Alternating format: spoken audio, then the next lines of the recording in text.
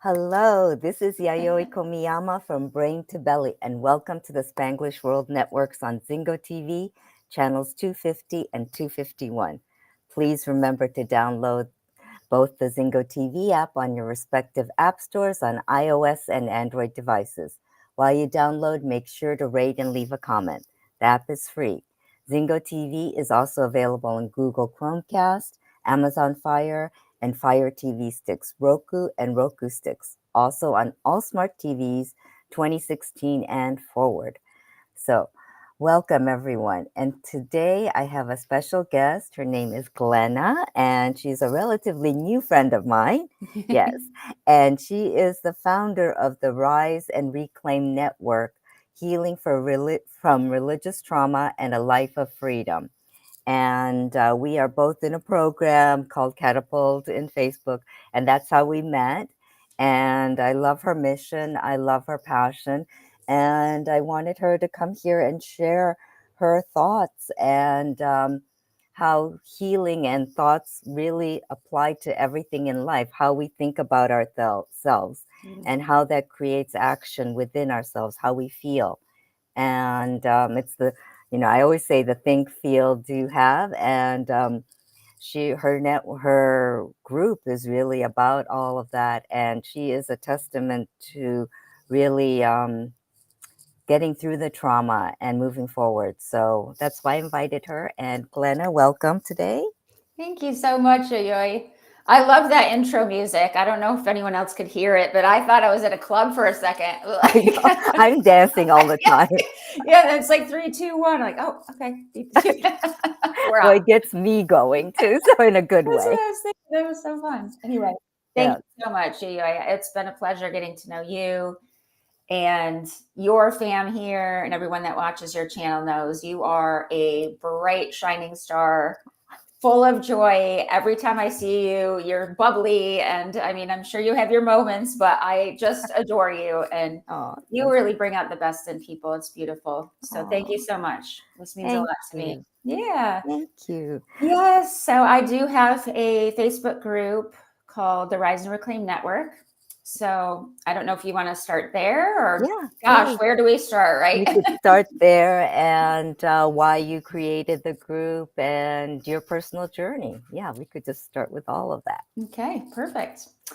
So yes, I felt I know I have a mission to help other women.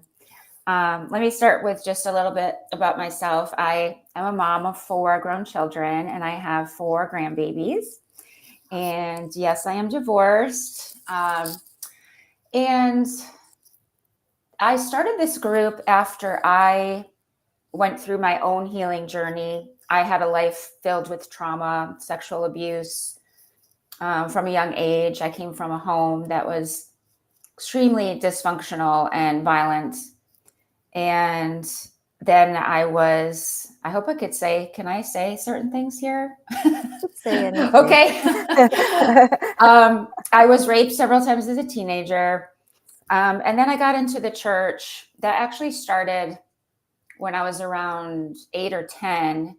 I was, my dad, who was not a nice man, was remarried to a woman who was also not nice, very abused by her, verbally, emotionally, physically. My dad was absent, very angry man.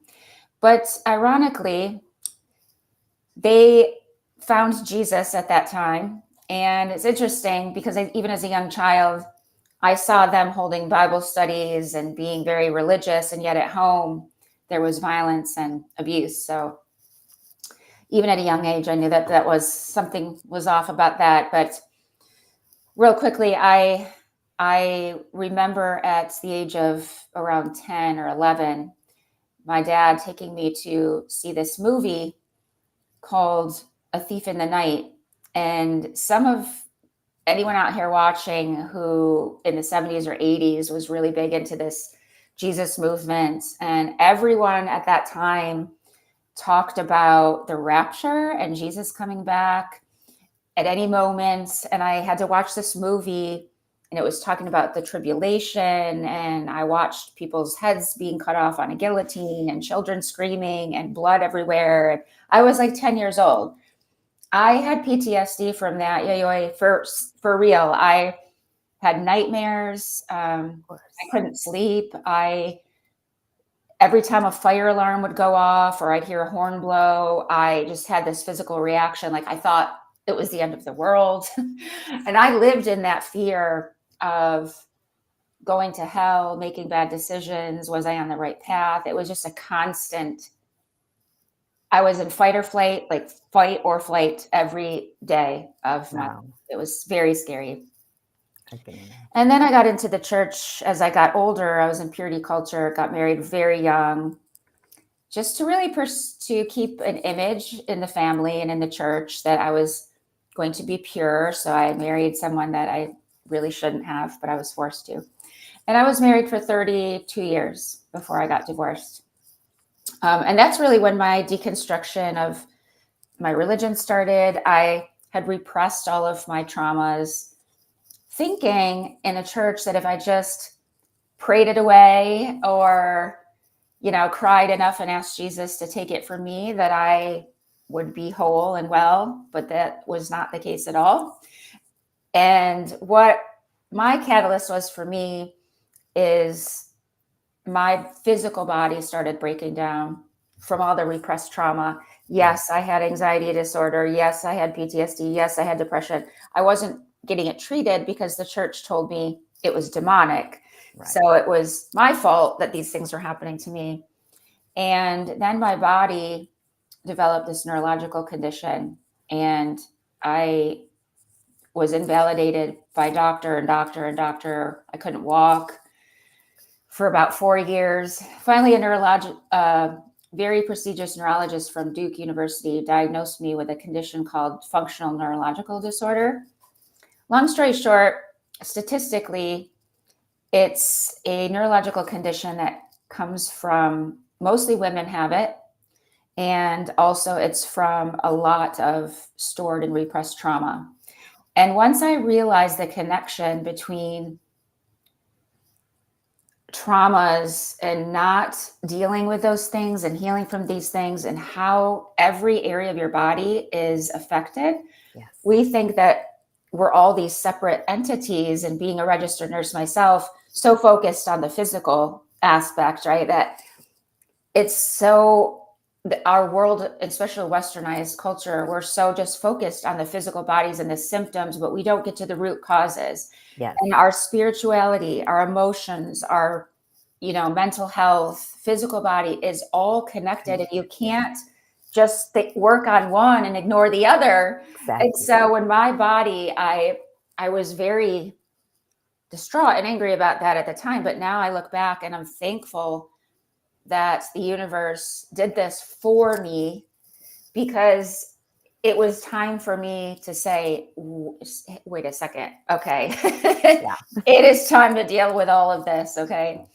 And that's why I opened this Facebook group called Rise and Reclaim Network. And I developed it to provide a safe space for women who have been through these traumas. What I've found is women who have been through these traumas, they have very little self-worth. They struggle with identity crisis. Yes. A need for purpose. They wonder now, why am I here? Then everything I thought is not true. Then what is true? And it is a crisis. It is traumatic. So yes. There's a lot of gaslighting that goes on.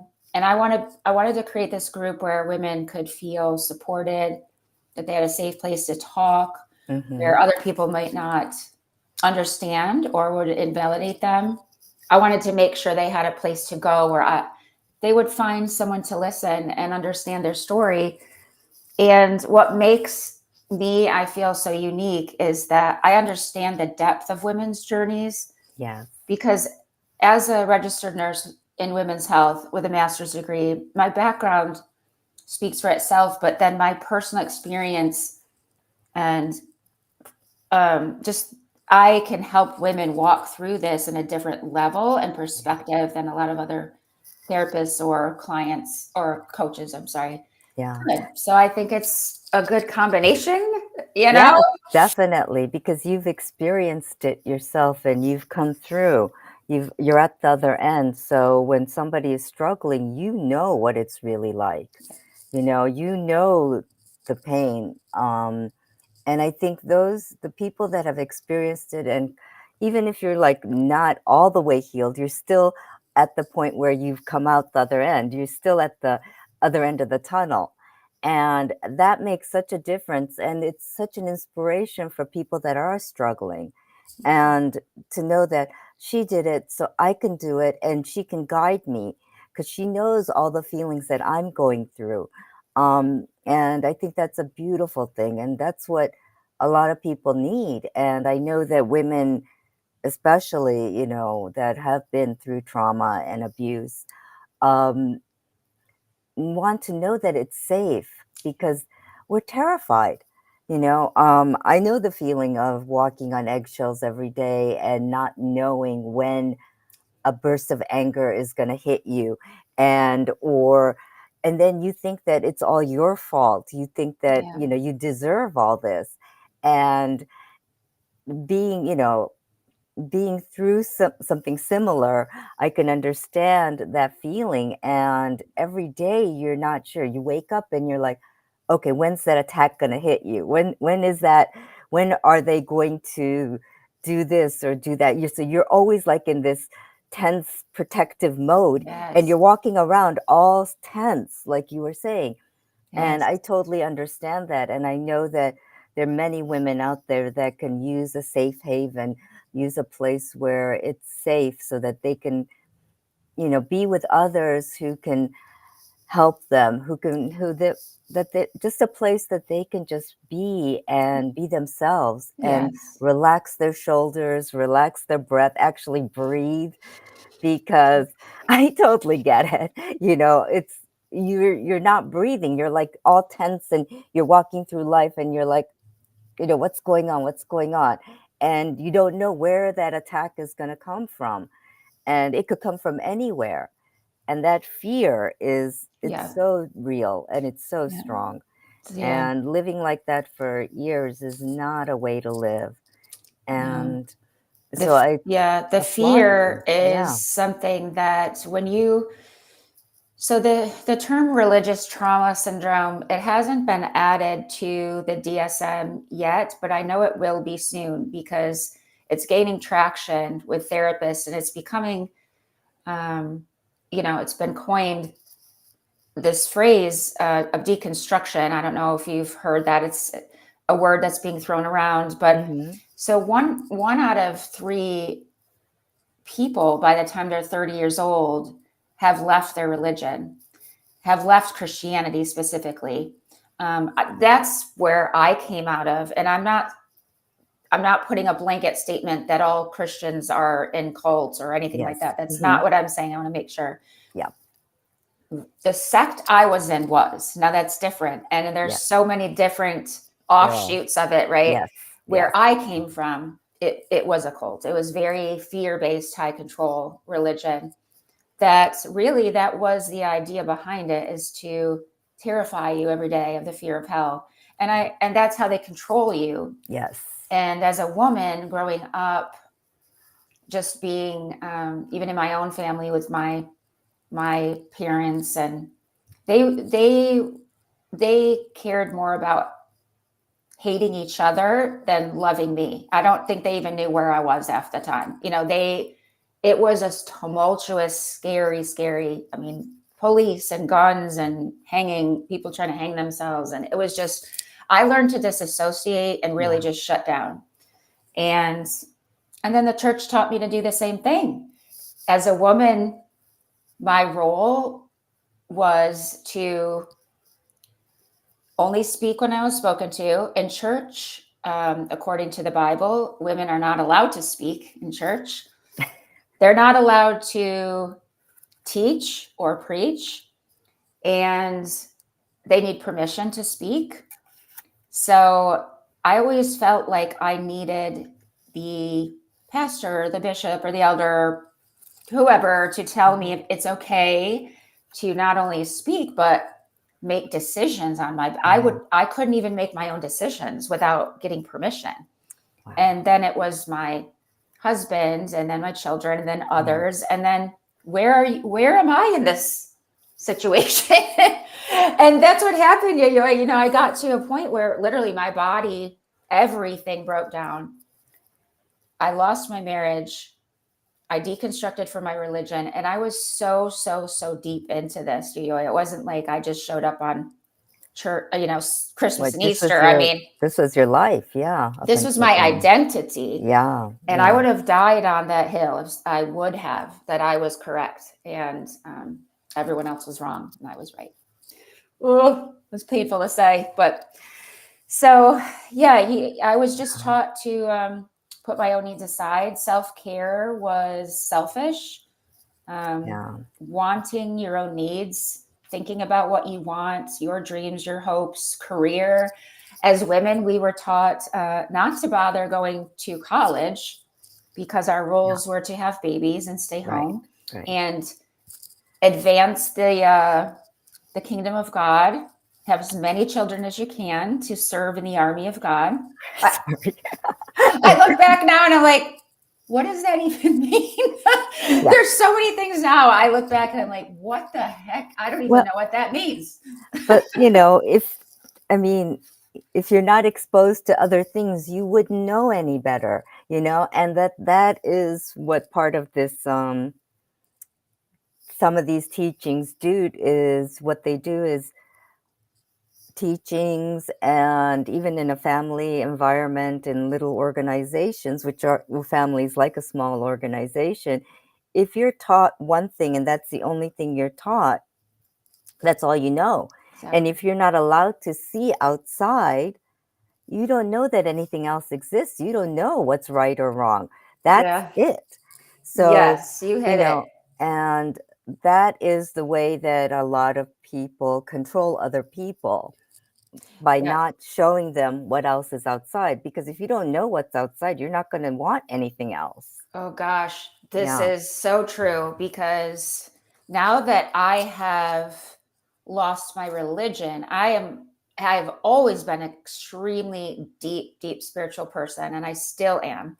And I love that about myself. And now I'm able to explore so many different modalities, and you know, I'm interested in everything and everyone, and what are you doing and what's working for you, and oh, tell me more about that.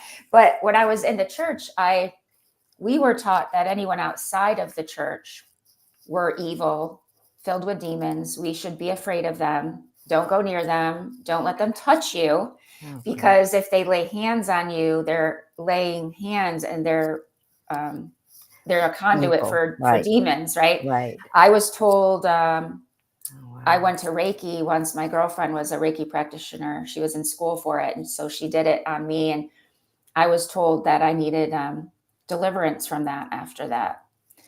So I've got some wild stories. Yeah, you guys are just, it would knock your socks off to believe that the things that I was told. But so yeah, those harmful messages. And that was the other reason, actually, we were encouraged not to go to college, because that was the secular world. Like, stay away from the secular world, because they're going to lead you astray. That's how you're going to end up in sin. You're going to lose your salvation.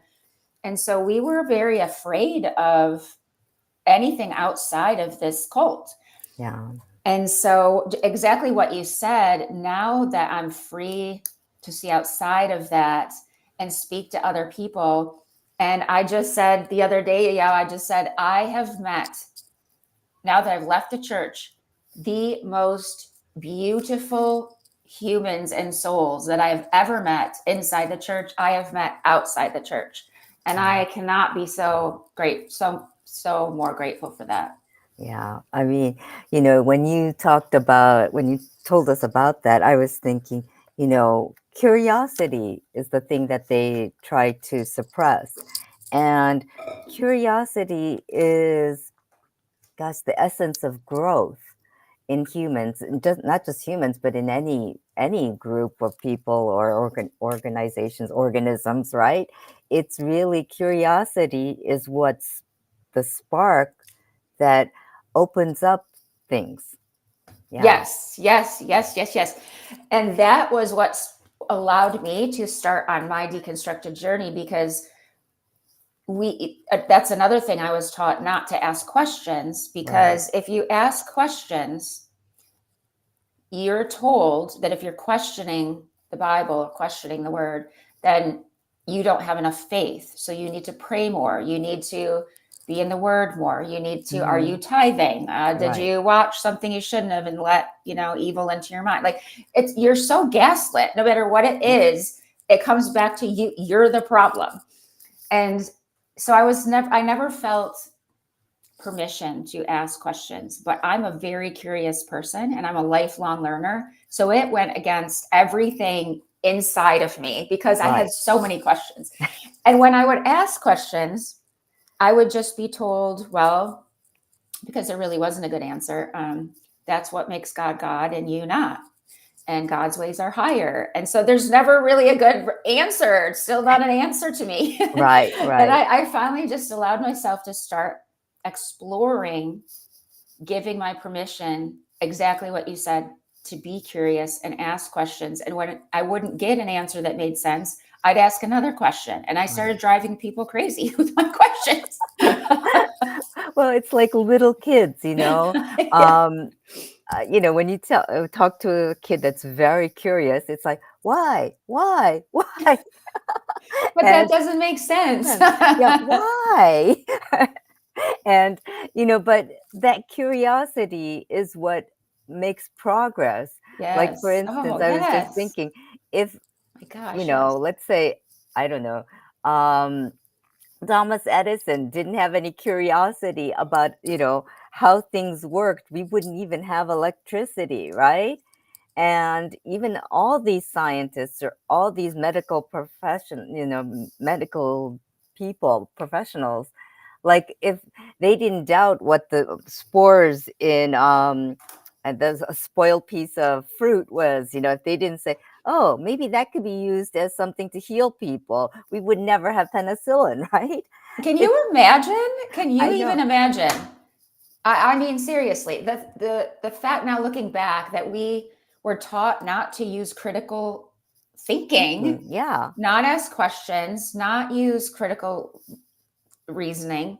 And one of the biggest things now I've learned is, this is a big one too, not ask questions, but do not trust yourself. Do not trust your intuition. Do not trust any voice, any thoughts inside of you. No. Do not trust it, because Yayoi, we're born into sin. We're born evil, horrible creatures deserving of eternal conscious torment. No. No, I know. No. Sorry. No. I'm like, that just goes against everything I believe in and my whole nature. Same. And yeah. No, I know, but it's just wild. Wow, it's wild. It is wild. I mean, and I'm so happy that you've come through the other end, and found peace, because that type of living it's not living. It's just existence. Yeah. Right. And I just constantly felt like a shriveled up plant in the winter, my whole life. And then when I finally got to this point where I went through what I call the dark night of the soul, I had no one, absolutely no one, because all of my tribe, my community, still believed in the same thing, and then told me I was going to hell because I left my marriage, and my kids thought I was going crazy because my ex was saying, "Oh, your mother's mentally ill," and yes, I had anxiety and depression from all of my untreated trauma. So of course. But instead he threw that in my face and shamed me for it on top of everything else. But there's just so much harmful messaging that goes on, and just that certain people can't accept their identity because the church says it's sinful or evil. Women have had such harmful messages in the church. And that is why I made this group, especially if it's for women. I'm not saying that men haven't endured this, but the patriarchy and everything that goes along with the religious constructs and Yes. dogmas and all are usually, it Yes. affects women more than men. I So, agree. I yeah. agree. And I've seen that as well. I, I didn't grow up in any real religion. Although, see, my family religion is Buddhism, but, it's just a cultural thing and we didn't really practice it. And then for some reason, I think it just so happened that I always went to some sort of a Christian school. It was Presbyterian, Lutheran, and then Catholic. So, and then Jesuit, right? My college was a Jesuit college. So I would go to all these different institutions. So I would get a little bit of the, things that people teach, but I never really was into one or the other. And they gave me actually that I'm very fortunate that I was able to do that because it gave Yeah. me background and insights into what was going on around me. And I think even in Japan, the national religion, I believe, now I'm not sure now, it could be Shintoism. Shintoism maybe is the national religion, then Buddhism is prevalent, maybe. I'm not quite sure, so don't quote me on it. Okay. I don't even Oh, know it myself. I just started, quoting I you was right like, now. Okay, yeah, go I was ahead. like, What? No. I wonder, yeah. I was like, I better Google that later. But anyway, so the culture is very much steeped in Shintoism and Buddhism because that was one of the biggest religions. And Christianity is in Japan, definitely. We have, but during our history, Japanese history, there was a period of time when Christianity was not allowed into the country. Well, any foreign Western ideas were not allowed into the country, Sure. and so anything that was, and if you were associated with that religion, you were persecuted. Right. And so a lot of that went on. And I think the persecution of religion in itself was a way for governments to control people. And back then, and it's kind of still is. I mean, look at the way, the US started. It was because a certain sect of Christianity, right? People felt that they weren't allowed to believe in their God or their thoughts were being persecuted. So they decided to move to the US. And that's how the story is anyway. I don't know the truth, but, and that's how the US was founded. And that's how Plymouth Mayflower and the Plymouth Rock and all that, right? So it really started from freedom of religion is what this country started with. So, and when you think of that word, freedom of religion, it means that all religions should be honored. Yes. And, Yes. Yes. worldwide, that's not happening at all, which is very No. sad because, every person's belief should be honored for what they believe in. Because I don't know, this is just my personal opinion, but I believe that each person should trust their own heart. Yes.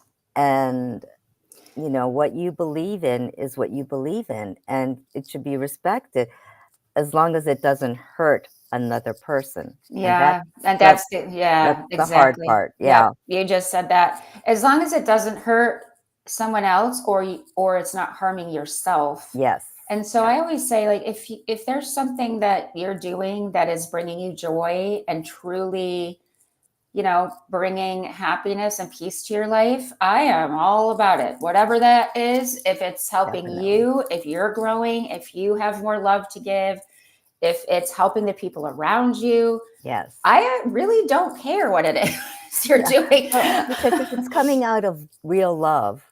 Exactly. And that's the bottom line of Yeah. everything. We came into this world. Now, all of this baggage from our life and our experiences and our circumstances just pile up, and we lose that purpose for which we came into this earth to do. It gets lost, it gets shoved down, it gets silenced. Yes. It's like a wet blanket gets thrown over us. And that's what I don't want to see, especially for women. We've been fighting so long. And I know there's, you want to talk about situations in the Middle East and other countries. And we are very fortunate. I'm very fortunate to be born here, but I realize how narrow minded this community that I was in. And to be told that if you are not born again, saved, filled with the Holy Spirit, Jesus is not, that whole thing, you are going to hell. And one of my questions that never got answered was, okay, but what if I was born in, I don't know, some third world nation or somewhere where, no one's ever heard of Christianity or Jesus, or I was born into a Muslim family where that wasn't something that I was allowed to learn. I didn't have access to that. I, had to be silent and wear the, what hope do these people have?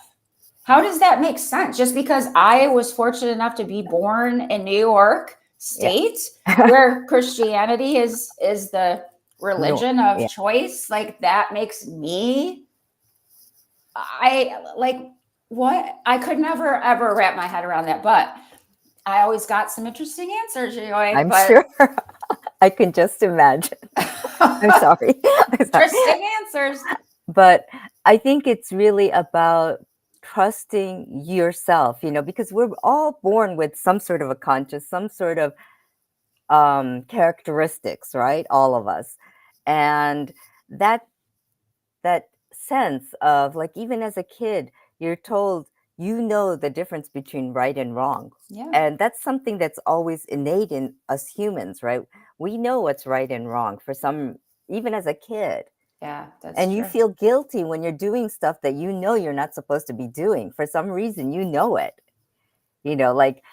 Like even squishing ants, you kind of feel like, no, I'm not really supposed to be squishing these ants. Or using a magnifying glass to, burn them. Did you do that, Yayoi? Well, I was curious because they said that a magnifying glass would burn something. So I was like, let me see. I'm sorry, ant. But that was my curiosity getting to me. And I knew I shouldn't be doing it, but then I wanted to experiment. Needed to explore. Yeah. And yes, my parents probably didn't know about it, but I felt really guilty about it. The fact that I'm talking about it now. It's so funny that you would even remember that. Yeah, I remember sitting on the sidewalk with my magnifying glass like this and seeing if it'll burn. It's so funny. I think the worst thing I ever did was I drowned a wasp in a swimming pool once. Okay. And I felt really bad about it. I was holding it under the water and I'm watching it like kicking around. And I was like, I feel so bad. And I was probably like 5, you know what I mean? But I still remember that. It is funny. But yeah, I think but see, that's a child's curiosity. Right. And we're born with that. We're born with that. We're born with curiosity. We're born into pure love. That's who we are. That's our essence of our soul. And we're born. And we just get into these situations, unfortunately, where we end up becoming indoctrinated or brainwashed, whatever it is. I mean, there's a lot of women who've been in narcissistic, abusive relationships. That's something I know a lot about as well through my work. And that is just, it's the same thing. So it may not be religious trauma, but the concept and the feelings behind it are the same. And I think it starts with, just like you said earlier, finding out who we really are at the core and allowing ourselves to ask the questions, explore, and find out who we really are. Not what everyone else tells us we are, tells us we should be, tells us what our role is. Right. No, it has to come from inside, and we need to make that connection again with God, spirit, universe, whatever that is, because all of the answers we need are already inside of us. And I know you know that. But we're conditioned sometimes to look to other people to give us answers. We are. And so this has been a huge transition even for me to getting to know myself. Who is Glenna? What do I want? What are my dreams? What's important to me? Right. And I think we all have to start there. Yes. I think. And it's really, it's really that what is important to you. And it's to go out there, explore, get hurt a little bit and find out maybe this isn't for me, or maybe this is for me. I thought, like you try some activity, you think it might be for you, right? Like, I don't know, I'm just going to go to acting, for instance, right? You know, you want to go get into acting, you try it and you're like, maybe this isn't for me, right? And you learn through trial and error. And I think as a child, you know, anything you do, you learn from trial and error how to do something, Right. or if you have an innate skill for that or not. You know, some things like mathematics is not my thing, right? At all. And, you know, I'll do it because I have to do it and I learned how to do it, but it's not like something that I have joy in doing. But And when is the last time you used trigonometry in your real life? I have Let's no be clue. real. Or calculus. Do we? I mean, is this really that important? No. But the thing is, some people reveal in it. You know, I know people that love numbers and that No. it brings them so much joy. It's like when I'm drawing or when I'm using paints and colors, you know, I'm having so much fun. Arts and crafts are like my thing. And I'm having so much fun. It's like I'm giddy. And that's how some people are with numbers. And that's their thing. Yeah. And I think it's really finding out what your thing is, what Yeah. brings you joy. So true. Yeah. So And true. But you yeah. can't. So again, coming from my background, I never felt like I could rest, relax, have self-care. I mean, that wasn't Yeah, even a phrase. I don't know what that, I I know. didn't know what that was. And I grew up this way. Even when I was young, I remember not being allowed, even on Saturday morning, I had to get up super early and start chores. You know, I was making food and breakfast for the family before school. I'd get up at 4 o'clock. I was in junior high, you know, and so it was just, if my parents saw me just sitting or listening to music or whatever, it was get up and do, like, what are you doing? You're wasting your time, do something productive. And so I grew up with this feeling that my value came from serving or doing or having to do. And so I'm even learning now, like just what you're saying, what if I want to color? What if I want to paint? What if I just want to sit and watch a dumb show? Like, you know, I have a couple reality shows that I really enjoy now. And I used to feel guilty because I enjoyed watching this, or I want to read a book or sit there and Right. do literally nothing but think and connect. And Mm-hmm. just giving yourself that freedom, because you need to spend time with yourself Yes.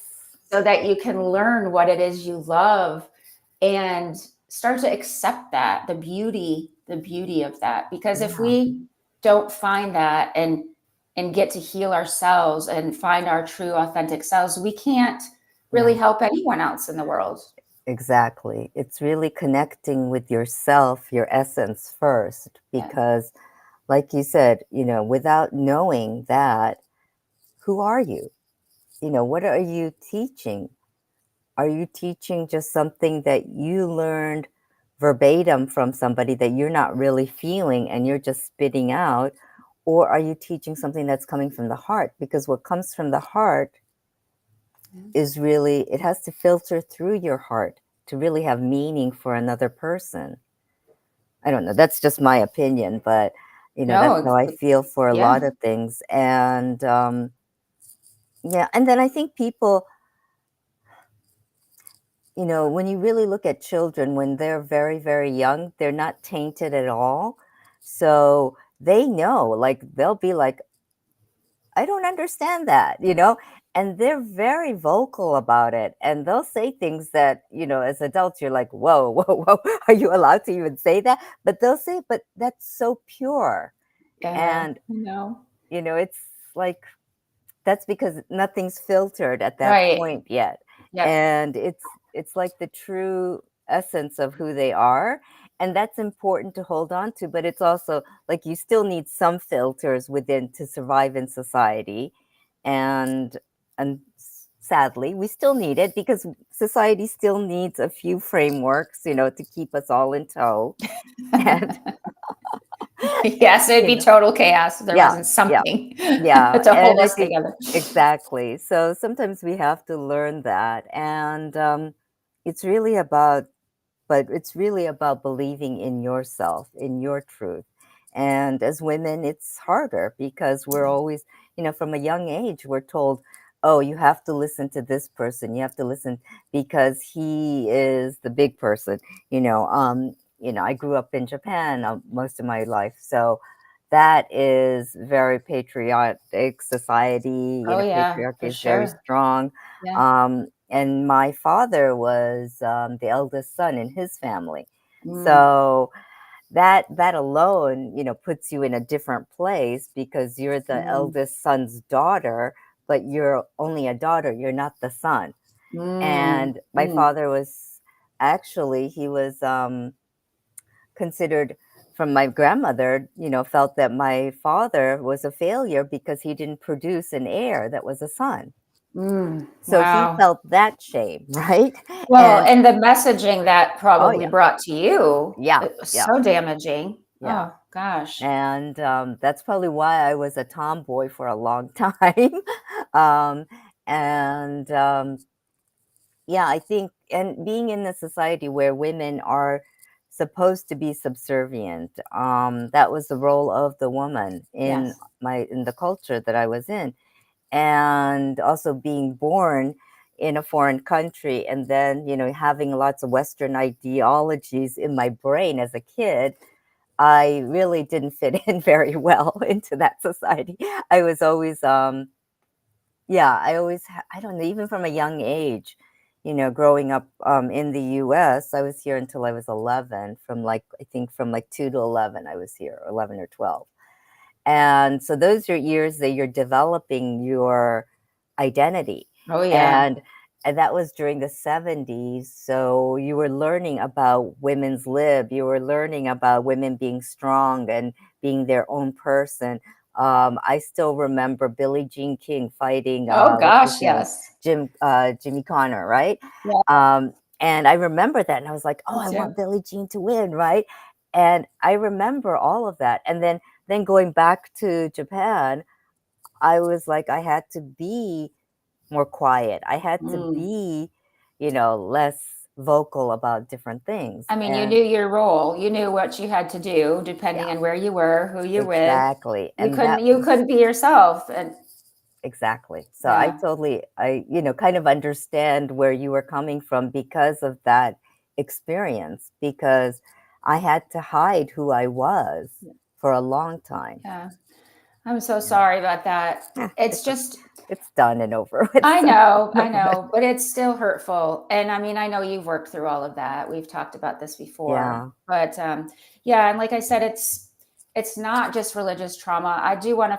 I am focusing on that in my group and in my services because I just feel like it's something that we need to bring more Right. awareness to. Yes. And when I started therapy, working through all of this, the therapists that I started with, two of them hadn't even heard of this. And they were like, wow, this is so interesting. I mean, they were very kind and tried to understand, but, they hadn't been through it, obviously, and Right. weren't certain about what this was all about.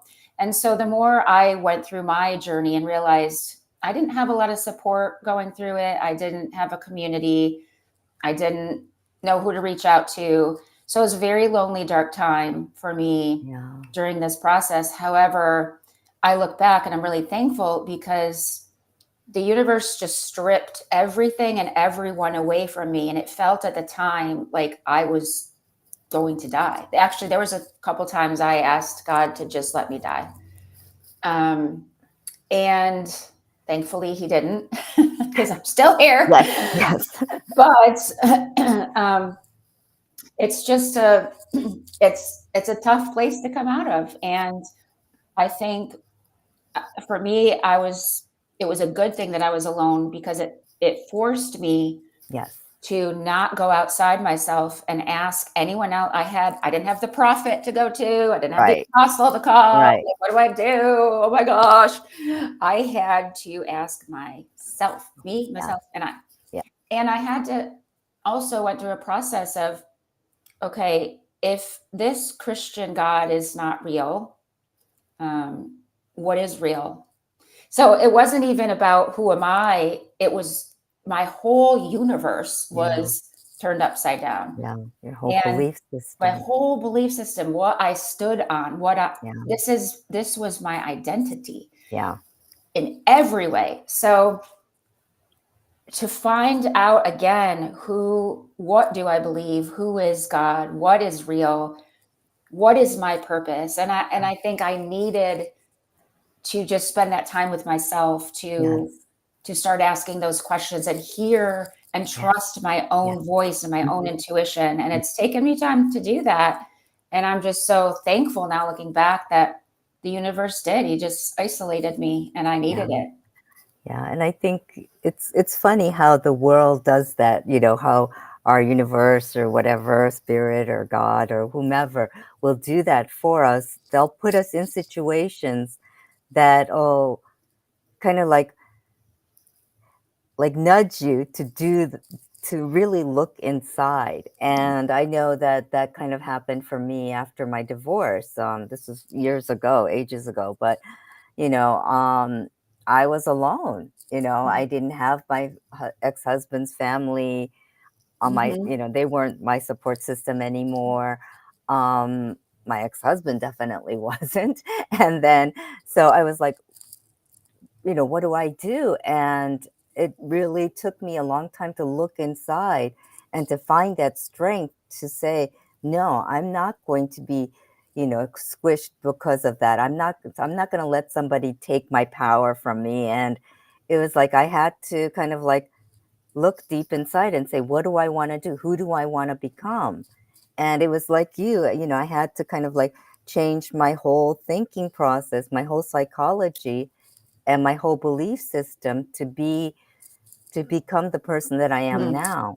Mm-hmm. And I think, you know, beliefs and thoughts are where a lot of things start. So, and it's looking in here into the heart. Yeah, absolutely. And when you're in a situation like that, it could be geographically where you live and the Yeah. situation you're forced to be in. You're talking about being in Japan, talk to women who grew up in Romania, or it could be my situation. I mean, I'm here in this free country, right? But Yeah. still endured this. And Yeah. so it affects everything, your thoughts, Mm-hmm. your inner beliefs, the perception of the world, perception of others.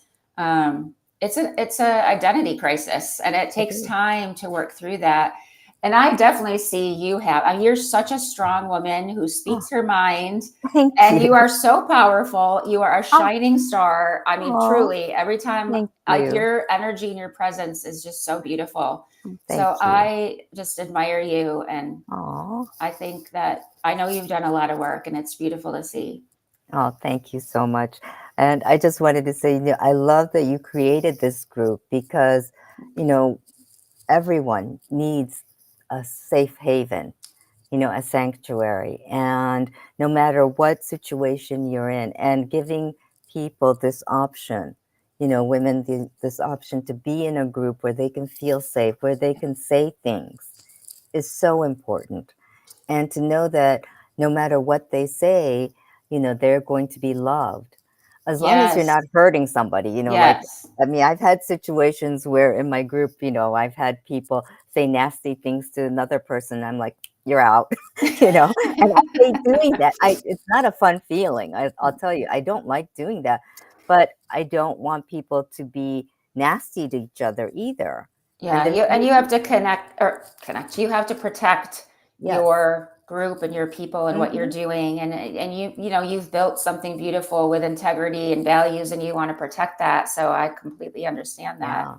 And I just wanted to say again, this group truly, I'm here to serve and to, it's my mission. Yes. Since I've come out of this, I want so badly now to help other women. And I really just wanted to provide a safe place. So when people come and do interviews, I have people that come on my group, they Mhm. want to, share a story, or they might be an expert in some field that they Right. want to provide hope, or it's someone who has been through it and now wants to shout it from the rooftops. Once you've healed and your voice has been suppressed for so long, you're like, get out of my way. I'm telling everybody, Yep. like, let's go. And so I have those people, which I met the best people.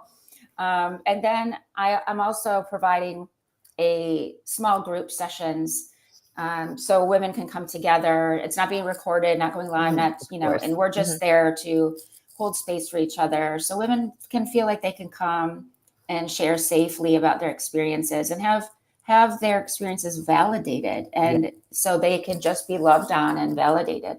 Yeah.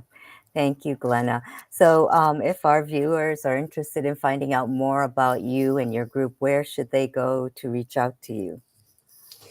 So I am at the Rise and Reclaim Network on Facebook, and you can find me there. It is a private women's only group. So I would love to have anyone that's interested in joining or wants to just raise awareness. I really believe this is a women's empowerment global movement that I'm starting, and I'm just putting it out there. This is what's going to happen because women, we need each other. We are fierce. We are strong, and let's get our voices out there and share our true selves and our passions.